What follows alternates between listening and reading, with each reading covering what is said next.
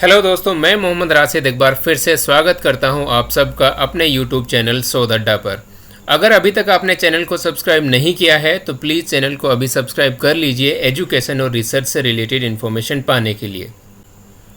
जी हाँ दोस्तों, अगर आपने किसी ने नेट क्लियर किया है और नेट जेआरएफ के बाद आपको ये नहीं पता कि अब आगे आपके पास क्या क्या कैरियर में अपॉर्चुनिटीज़ हैं जो आप नेट के बिहाफ पे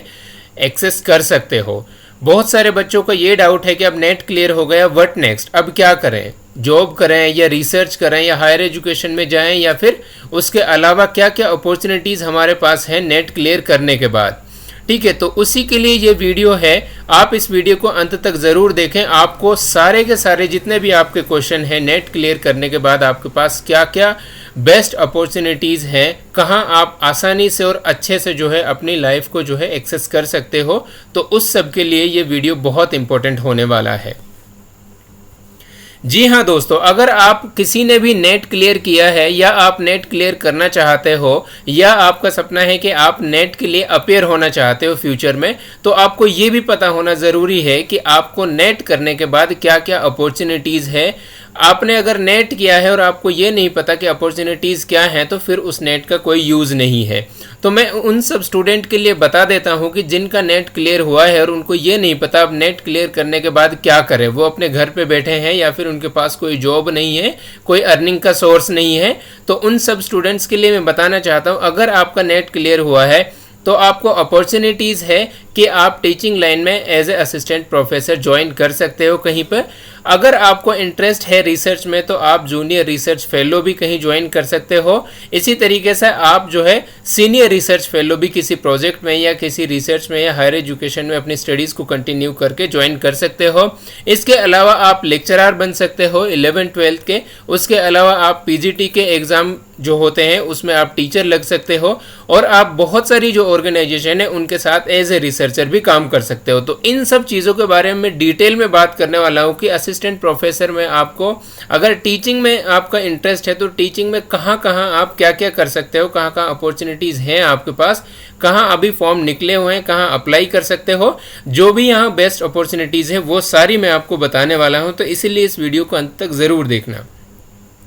जी हाँ दोस्तों, आपके पास अपॉर्चुनिटीज़ हैं कि आप लेक्चरर भी बन सकते हो, रिसर्च फेलो भी, गवर्नमेंट जॉब्स भी ले सकते हो। तो वो कैसे ले सकते हो, आप कैसे एक्सेस कर सकते हो इसके बिहाफ पे वो मैं आपको बताने जा रहा हूँ।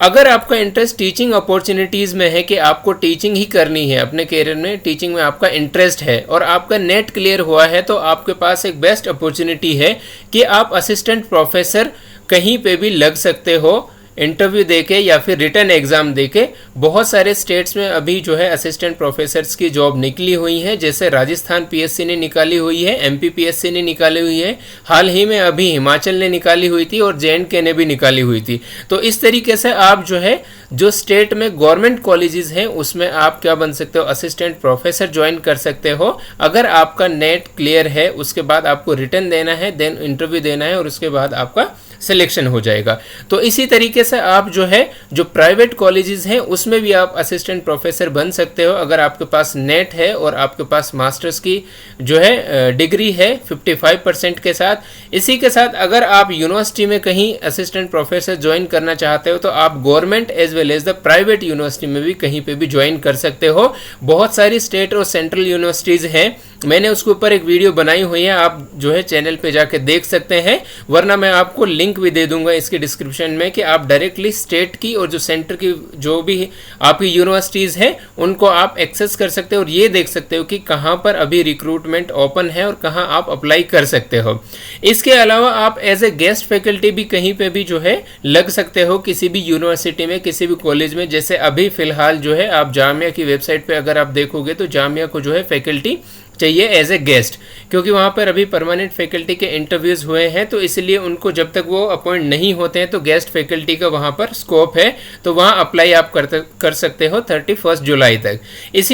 इसी के साथ आप जो है कॉन्ट्रेक्चुअल जो होता है कहीं पे भी किसी भी यूनिवर्सिटी में आप 1 साल का या 6 महीने का या 2 साल का या मोर देन उससे ज़्यादा पीरियड के आप एज ए कॉन्ट्रेक्चुअल टीचर भी हो सकते हैं एज ए असिस्टेंट प्रोफेसर। ठीक है, वेरियस यूनिवर्सिटीज़ में जो है टाइम टू टाइम निकलती रहती हैं इसकी पोस्ट, और जामिया में कॉन्ट्रेक्चुअल की भी अभी निकली हुई है। अगर कोई भी इंटरेस्टेड कैंडिडेट है जो इस वीडियो को देख रहा है, इसके अलावा अगर आपको टीचिंग में जो है इंटरेस्ट है तो आप विजिटिंग स्कॉलर भी बन सकते हो। आपका अगर नेट क्लियर है और आप कहीं पे भी रिसर्च स्कॉलर हो, आपने ज्वाइन कर रखा है रिसर्च में, तो आप विजिटिंग स्कॉलर बन सकते हो। तो विजिटिंग स्कॉलर का मतलब क्या है कि किसी भी यूनिवर्सिटी या कॉलेज को अगर जो है सिलेबस कराना है या पर्टिकुलर किसी टॉपिक के ऊपर आपको लेक्चर देने के लिए बुलाना है, 1 वीक के लिए, 10 दिन के लिए, 1 महीने के लिए या 6 महीने के लिए, 1 सेमेस्टर के लिए, तो वो आपको बुलाएगी उस पर्पज़ के लिए, और उसके लिए आपको जो फैकल्टी का जो अमाउंट होता है वो आपको मिलेगा। साथ ही साथ जो आपका स्कॉलरशिप कहीं से भी अगर चल रहा है, चाहे वो 8,000 हो या 80,000 हो, वो स्कॉलरशिप भी आपका चलेगा और आपके सीवी में भी वो बहुत ज़्यादा इंपॉर्टेंट होने वाला है। इसी के अलावा अगर आपको टीचिंग का एक्सपीरियंस है या आप टीचिंग का एक्सपीरियंस लेना चाहते हो और सिर्फ आपका भी रिसेंटली नेट निकला है और आपको ताज़ा सिलेबस की नॉलेज है, तो आप ऑफलाइन किसी भी इंस्टीट्यूट के साथ जो नेट की कोचिंग देता है उसके साथ आप एज ए टीचर काम कर सकते हो, या फिर ऑनलाइन भी बहुत सारे इंस्टीट्यूट्स हैं जो टीचिंग के लिए जो है अभी स्कोप ओपन किया हुआ है उन्होंने, जैसे अनअकैडमी हो गई और भी बहुत सारी हैं, तो वहाँ पे आप ऑनलाइन प्लेटफॉर्म पे भी जाके टीचिंग करा सकते हो। इसके अलावा अगर आपको टीचिंग की अपॉर्चुनिटीज़ में जो है आगे बढ़ना है और आपका नेट क्लियर है, आपको अपने सब्जेक्ट की अच्छी नॉलेज है, तो आप एक ट्यूटर बन सकते हो। आप यूट्यूब पे भी या फिर किसी भी एप्लीकेशन पे अपनी खुद की एप्लीकेशन भी बना सकते हो, या सोशल मीडिया पे भी आप क्या कर सकते हो, अपने लेक्चर्स को अपलोड कर सकते हो, ताकि किसी के लिए बेनिफिट मिल सके और आपको वहां से एक अर्निंग का सोर्स मिल सके। ठीक है, इसी के साथ आपको अगर और ज़्यादा जो है जानकारी चाहिए तो आप मुझे जो है टेलीग्राम पे लिंक है, तो उससे आप ज्वाइन करके मुझे बता सकते हैं कि आपको किस चीज़ में इंटरेस्ट है या फिर किस चीज़ की आपको जॉब सर्च कर रहे हो, वो मैं आपको हेल्प कर दूंगा।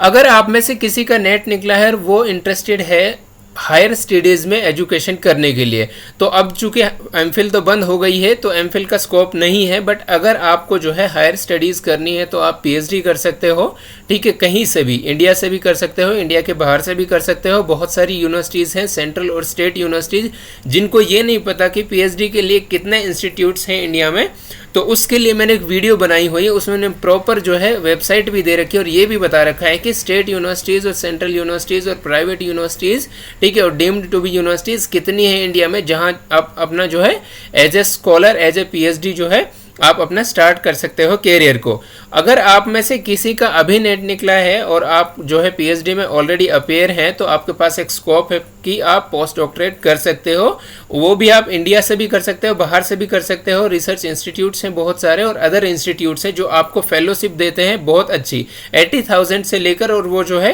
करोड़ तक भी होती है। अगर आप फॉरेन में जाओगे तो मे भी आपको जो है करोड़ में भी वो फेलोशिप मिले। तो इसीलिए आपके पास ये अपॉर्चुनिटीज़ है कि अगर आपके पास नेट निकला है तो आप हायर एजुकेशन के लिए क्या कर सकते हो, परस्यू कर सकते हो। बहुत सारी जगह ये है, जैसे अभी हाल ही में जेएनयू में पीएचडी के फॉर्म निकले हुए हैं, अलीगढ़ मुस्लिम यूनिवर्सिटी में कल ही निकले हैं, तो वहाँ आप अप्लाई कर सकते हो। बीएचयू में निकले हुए हैं और बहुत सारी जगह जो मैंने अपनी टेलीग्राम लिंक पे दे रखा है, आप वहाँ जाके देख सकते हो। अगर आपका हाल ही में नेट निकला है और आप पीएचडी के लिए इंटरेस्टेड कैंडिडेट हो कि कहाँ कहाँ आप पीएचडी के लिए फॉर्म अप्लाई कर सकते हो। और कई जगह ये होता है, जैसे जेएनयू में भी है और अभी डीयू में भी निकले हैं फॉर्म, वहाँ भी यही है कि अगर आपका नेट क्लियर है तो आपको रिटर्न में अपेयर नहीं होना है, आपको डायरेक्टली इंटरव्यू देना है और इंटरव्यू के बिहाफ पे आपका सिलेक्शन होगा। तो ये आपके लिए एक बेस्ट अपॉर्चुनिटी है। अगर आपका नेट या जेआरएफ क्लियर है तो आप जो है पीएचडी में एनरोल हो सकते हो कहीं भी अच्छे इंस्टीट्यूट में, जो कि अगर आप पीएचडी में कहीं एनरोल होते हो तो आपको एक अच्छी सी स्कॉलरशिप मिलती है। ठीक है, कोई इंस्टीट्यूट है कि सिर्फ आपको एडमिशन लेना है वहाँ पर, वेदर आपका जेआरएफ है या नहीं है, या फिर आपकी कोई भी फेलोशिप है नेशनल लेवल की या नहीं है, उसके बावजूद भी इंस्टीट्यूट आपको अपनी तरफ से फेलोशिप देता है। 31,000 या 8,000 या 10,000 या 20,000 या 21,000 अपने तरीके से अलग अलग इंस्टीट्यूट अलग अलग अपनी जो है स्कॉलरशिप देते हैं। तो इसलिए आपके पास एक अपॉर्चुनिटी है कि आप अपनी हायर स्टडीज़ भी कर सकते हो, साथ ही साथ में आप एक अर्निंग का सोर्स है कि मैं भी उस स्कॉलरशिप से आपका एजुकेशन का जो कैरियर है वो कंटिन्यू रहे, आपके बहन भाई का भी। अगर आपको रिसर्च का जो है इंटरेस्ट है, रिसर्च की अपॉर्चुनिटीज़ के लिए आपको देख रहे हो, तो आपके पास क्या क्या अपॉर्चुनिटी है। अगर आपके पास जेआरएफ है तो आप as a JRF research scholar कहीं पे भी जो है अप्लाई कर सकते हो और आपको फेलोशिप भी मिलेगी, साथ ही साथ आपको एडमिशन भी देंगे वो पीएचडी में। इसके अलावा अगर आपके पास जेआरएफ है तो डायरेक्टली आप किसी भी प्रोजेक्ट पे as a junior research fellow भी ज्वाइन कर सकते हो, जहां पर आपको एक हैंडसम अमाउंट मिलेगा, 31,000 या 35,000, और मे भी उससे ज़्यादा भी मिल सकता है। अब डिपेंड है कि वो किस ऑर्गेनाइजेशन या इंस्टीट्यूट के साथ आप काम कर रहे हो। इसी के अलावा अगर आप जो है किसी प्रोजेक्ट में एज ए रिसर्च असिस्टेंट काम करना चाहते हो तो वो भी आपके पास एक अपॉर्चुनिटी है कि कई बार ये होता है कि जो अच्छे इंस्टीट्यूट्स होते हैं या आईआईटीज या एनआईटीज या सेंट्रल यूनिवर्सिटीज़ वो एज ए रिसर्च असिस्टेंट आपको लेती हैं और उसके बाद आपको वो जो है एज ए स्कॉलर भी एडमिशन दे देती हैं। तो आपके पास यहाँ पर डबल बेनिफिट है कि आप एक रिसर्च असिस्टेंट किसी भी जो है प्रोजेक्ट में ज्वाइन कर सकते हो अगर आपका रिसर्च में इंटरेस्ट है, और साथ ही साथ आपको उससे मदद मिल सकती है एडमिशन लेने में भी। इसके साथ अगर आपका यूजीसी नेट क्लियर है और आपके मास्टर्स है तो आप एज ए फील्ड इन्वेस्टिगेटर भी किसी भी प्रोजेक्ट पे काम कर सकते हो, चाहे वो प्रोजेक्ट जो है ऑर्गेनाइजेशन की हो या इंस्टीट्यूशन की हो या गवर्नमेंट की हो या प्राइवेट की हो, किसी की भी हो सकती है। तो वहाँ पर आपको सिंपली क्या करना है, डेटा कलेक्ट करना है, और वो डेटा कलेक्शन के लिए आपको मंथली बेसिस पे या डेली बेसिस पे आपको अमाउंट देंगे, तो आपको ये भी एक बेनिफिट है। इसके अलावा अगर कोई प्रोजेक्ट है और आपका एनालिसिस पोर्शन बहुत अच्छा है, यानी आपका स्टेट्स डेटा एनालिसिस का जो वो होता है एनालिसिस वो अच्छा है, तो आप किसी भी प्रोजेक्ट पे एज ए डेटा एनालिस्ट भी काम कर सकते हो और आपके लिए वहाँ पर एक हैंडसम अमाउंट मिलेगा। इवन कि आप एमएनसीज में भी कर सकते हो, वो मैं आगे बात करूँगा कि आपको कहाँ कहाँ डेटा एनालिसिस में जो है जॉब मिल सकती है। इसके अलावा अगर आपका नेट क्लियर है और आपकी मास्टर्स है और आपकी बहुत अच्छी स्किल है राइटअप में, तो आप एज ए रिपोर्ट राइटर बन सकते हो। ठीक है, किसी भी चीज़ के लिए आप फॉरेन में भी, इंडिया में भी, ऑनलाइन भी, ऑफलाइन भी, बहुत सारी जगह आप अप्लाई कर सकते हो एज ए रिपोर्ट राइटर। तो आपको वहाँ से एक हैंडसम अर्निंग जो है मिलेगी, जिससे आप अपना कैरियर को जो है अच्छे से सर्वाइव कर सकते हो। इसके अलावा आप रिसर्चर बन सकते हो किसी भी इंस्टीट्यूट्स के लिए या किसी भी ऑर्गेनाइजेशन के लिए या किसी भी कंपनी के लिए, क्योंकि हर एक कंपनी, हर एक इंस्टीट्यूट जो है रिसर्च कराता रहता है किसी न किसी चीज़ पे, तो वहाँ पर आप एज ए रिसर्चर भी ज्वाइन कर सकते हो। इंटरेस्ट है गवर्नमेंट जॉब में जाने का और आपने यूजीसी नेट क्लियर कर लिया है, साथ ही में आपने जो है अपनी मास्टर्स को भी कर लिया है, वो भी जो मिनिमम एलिजिबिलिटी है 55% की या 50% की उसके साथ, तो आपके पास ये सारी अपॉर्चुनिटीज़ हैं, आप गवर्नमेंट जॉब में जा सकते हो। अगर आपका सब्जेक्ट बहुत अच्छा है, आपने हाल ही में नेट जेआरएफ निकाला है और आपने बहुत अच्छे से कमांड बनाई है, अब ये सारी अपॉर्चुनिटीज़ हैं आपको गवर्नमेंट जॉब में जाने के लिए। अगर आपका सब्जेक्ट बहुत अच्छा है, खासतौर से फर्स्ट और दूसरा वाला जो आपका अपना सब्जेक्ट है, तो हर साल जो है नाबार्ड जो बैंक है वो अपना एग्ज़ाम लेती है, तो उसमें आप अपेयर हो सकते हो और आप वहाँ पर जो आपने फर्स्ट पेपर या सेकंड पेपर में आपने इनपुट्स लगाए थे, एफर्ट्स लगाए थे, जो आपने अच्छी जो है कमांड बनाई थी अपने सब्जेक्ट पे, वो सारी उसका आप बेनिफिट ले सकते हो और एग्ज़ाम क्लियर करके आप नाबार्ड बैंक में एज ए मैनेजर ज्वाइन कर सकते हो। इसी तरीके से अगर आपका बैंकिंग सब्जेक्ट है या इकोनॉमिक्स सब्जेक्ट है या स्टेट्स है या कोई ऐसा सब्जेक्ट है जो कॉमन है, जिसमें जो है first paper plus second paper जो है रिलेटेड होता है बैंकिंग के, तो आप जो है रिजर्व बैंक ऑफ इंडिया का जो एग्ज़ाम होता है हर साल, उसमें भी अपेयर हो सकते हो। इवन कि अगर आप इकोनॉमिक्स के स्टूडेंट नहीं भी हो तब भी आप किसी भी सब्जेक्ट के हो तभी भी आप जो है आरबीआई के एग्ज़ाम दे सकते हो, और जो आप फर्स्ट पेपर में अपेयर हुए थे यूजीसी नेट का, वो आपको बहुत एडवांटेज देगा वहाँ पर। इसी के साथ अगर आपका सब्जेक्ट स्टेट्स है तो आपके लिए एक स्पेशल जो है यूपीएससी एक एग्ज़ाम निकालता है, इंडियन स्टैटिस्टिकल सर्विस, वो आप दे सकते हो और उससे आपको एक जो है ए ग्रेड की जो है पोस्ट मिलेगी, जो ऑफिसर लेवल की होती है। जिस तरीके से आपका आईपीएस आईएएस होता है, इसी तरीके से ये होता है। अगर आप इकोनॉमिक्स के स्टूडेंट हो तो इसी तरीके से आपको सेम एग्जाम देना पड़ता है इंडियन इकोनॉमिक्स सर्विस का। तो अगर आपने बहुत अच्छे से प्रिपरेशन की है, जेआरएफ की, नेट की, आपका बहुत अच्छे कमांड है, 1-2 साल आपने दी है और आपके कॉन्सेप्ट बहुत क्लियर हैं, तो आपको इस एग्जाम में बहुत ज़्यादा बेनिफिट मिलने वाला है। अगर आप साइंस के कैंडिडेट हो और आप इंजीनियरिंग से रिलेटेड हो या किसी भी ऐसे सब्जेक्ट से जिसमें इंजीनियरिंग के सब्जेक्ट आते हैं, तो इंडियन इंजीनियरिंग सर्विस का भी एग्जाम होता है, उसमें आपको बेनिफिट मिलेगा अगर आपका यूजीसी नेट क्लियर है और आपने उसमें बहुत अच्छी मेहनत की है। इसी के साथ अगर आपको जो है डेटा एनालिस्ट बनना है तो उसमें आप फर्स्ट पेपर में आई एम श्योर कि बहुत सारी चीज़ें पढ़ते हो कि जो आपको हेल्प करेंगी, और सेकेंड पेपर में भी आपकी चीज़ें बहुत सारी हेल्प करती हैं। जैसे आप डेटा एंट्री का जब बात करते हैं तो कॉमर्स से अगर कोई बच्चा है तो डेटा एंट्री प्योरली कॉमर्स पे डिपेंड करती है, या इकोनॉमिक्स का कोई स्टूडेंट है तो इकोनॉमिक्स का या स्टेट्स का कोई स्टूडेंट है तो डेटा एनालिसिस में जो भी एनालिसिस होती है वो सारी की सारी इकोनॉमिक्स स्टेट से होती है, तो उनको हेल्प मिलेगी अगर उन्होंने यूजीसी नेट क्लियर किया है तो, क्योंकि वो एलिजिबिलिटी मांगते हैं समटाइम कि अगर आपके पास यूजीसी नेट और मास्टर्स है तो उसके बाद आपको एज ए डेटा एनालिस्ट भी जॉब मिलती है। इसके अलावा आपको पीएसयूज, बहुत सारे पीएसयूज होते हैं जिनकी एलिजिबिलिटी होती है कि जिन सब्जेक्ट में गेट का एग्जाम होता है उनका वो गेट का एग्जाम मानने लगते हैं एलिजिबिलिटी के लिए। अगर जिन सब्जेक्ट में गेट का एग्जाम नहीं होता है, ठीक है, ये जैसे कि बहुत सारे सब्जेक्ट हैं इकोनॉमिक्स में हाल ही में होने लगा है 1-2 साल से, उससे पहले नहीं होता था। इसी तरीके से बहुत सारे सब्जेक्ट हैं जिनका अभी भी नहीं होता है, तो उन सब्जेक्ट में सिर्फ नेट क्लियर अगर है और आपकी पीएसयूज में कोई ऐसी पोस्ट निकली है तो आप उसके लिए एलिजिबल हो जाते हो और आपको सिर्फ वहाँ पर इंटरव्यू देना होता है और आप जो है एक अच्छी जॉब ले सकते हो वहाँ पर ग्रेड बी की गजेटेड ऑफिसर की। इसी के साथ आपका जो है एसबीआई का एग्जाम होता है और आईबीपीएस का एग्जाम होता है, यानी जो कॉमन बैंकिंग होती है, कोई भी बैंक जो होती है उसके लिए कॉमन एग्जाम होता है आईबीपीएस का। उसमें आपका फर्स्ट पेपर, खासतौर से जो आपका डीआई है या रीजनिंग है या कॉम्प्रिहेंशन है, ये सारी चीज़ें बहुत इंपॉर्टेंट होने वाली है। ये हेल्प करते हैं आपकी, अगर आपने वाकई बहुत अच्छी मेहनत की है और अपना कमांड बनाया है उन सब चीज़ों पे, तो ये दोनों एग्जाम में आपको हेल्प मिलेगी जब आप एसबीआई का एग्जाम दोगे या फिर आईबीपीएस का दोगे। ये दोनों के दोनों जो है गवर्नमेंट एग्जाम है और आपको इसमें मैनेजर की पोस्ट मिलती है सीधे।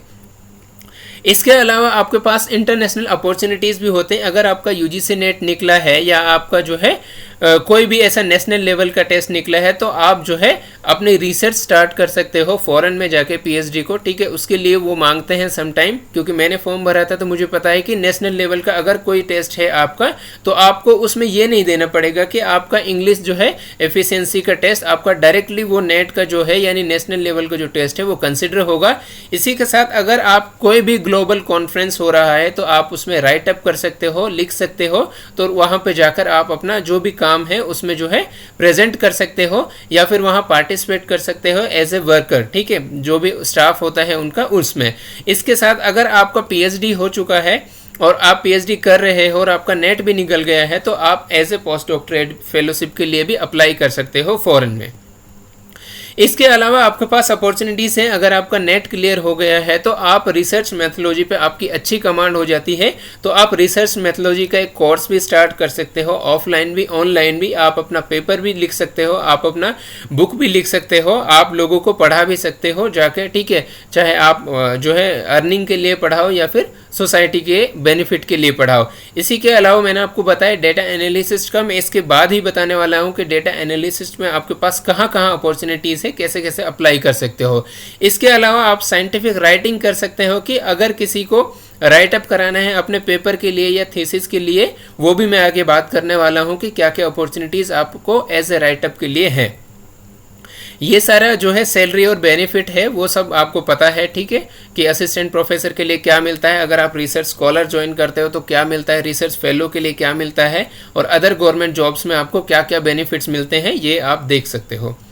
इसके अलावा मैं बात करूं कि अगर आपका यूजीसी नेट निकला है, अदर बेनिफिट्स क्या हैं इन सब के अलावा आपके पास, आप रिसर्च की सर्विस प्रोवाइड कर सकते हो जो आजकल ट्रेंड में है, ठीक है। कोई भी, बहुत सारे लोग ऐसे हैं कि उनको रिसर्च की नॉलेज नहीं है। हाल ही में मैं एक फ्रेंड से मिला था, उनको ये नहीं पता कि एनालिटिक्स और एनालिसिस में क्या डिफरेंस है। तो आपको ऐसे लोगों का अगर काम करना है तो आपको वहाँ से अर्निंग मिलेगी डेफिनेटली। आप उनका राइट अप कर सकते हो, पेपर को, सिनॉप्सिस को, थीसिस को या रिपोर्ट को या प्रोजेक्ट को, किसी भी चीज़ को, तो आप एज ए सर्विस प्रोवाइडर हो सकते हो रिसर्च की और आप अच्छा एक अर्निंग कर सकते हो ऑफलाइन भी ऑनलाइन भी, ठीक है। ये आपके पास एक करियर अपॉर्चुनिटी है। इसके अलावा अगर आप जो है किसी भी बैंक में भी काम कर सकते हो और एमएनसीज में भी काम कर सकते हो। खासतौर से अगर आप जो है एनसीआर रीजन से कहीं पे हो तो एमएनसीज में हर जगह रिसर्च एंड डेवलपमेंट ब्रांच होती है जिसका काम होता है कि रिसर्च कराना अपने प्रोडक्ट्स के लिए, चाहे वो किसी भी टाइप की जो है कंपनी हो या इंस्टीट्यूशन हो या कुछ भी हो, ठीक है। तो वहाँ पर आप जो है रिसर्च एंड डेवलपमेंट ब्रांच में एज ए रिसर्चर ज्वाइन कर सकते हो और वो आपको एक हैंडसम अमाउंट देते हैं, ठीक है। आपको उसके लिए जो है कुछ नहीं करना है, डेटा एनालिसिस का कोर्स भी कर सकते हो या फिर आपको रिसर्च की अगर बेसिक नॉलेज है तो एज ए फ्रेशर भी आप ज्वाइन कर सकते हो। इसके अलावा मैंने आपको बताया था कि फील्ड सर्वर भी चाहिए होते हैं एमएनसीज को। जैसे कि मेरे एक फ्रेंड है, उसने मुझे बताया कि जो कॉरपोरेट होते हैं या एमएनसीज होती हैं, CSR होता है वहाँ पर, कॉरपोरेट सोशल रेस्पॉन्सिबिलिटी, यानी जो भी कंपनी होती है तो उसकी सोसाइटी के लिए कुछ रेस्पॉन्सिबिलिटी होती है। अगर कोई कंपनी लगी है, फॉर एग्जांपल मारुति कंपनी लगी है, तो बहुत सारा पोल्यूशन कर रही है,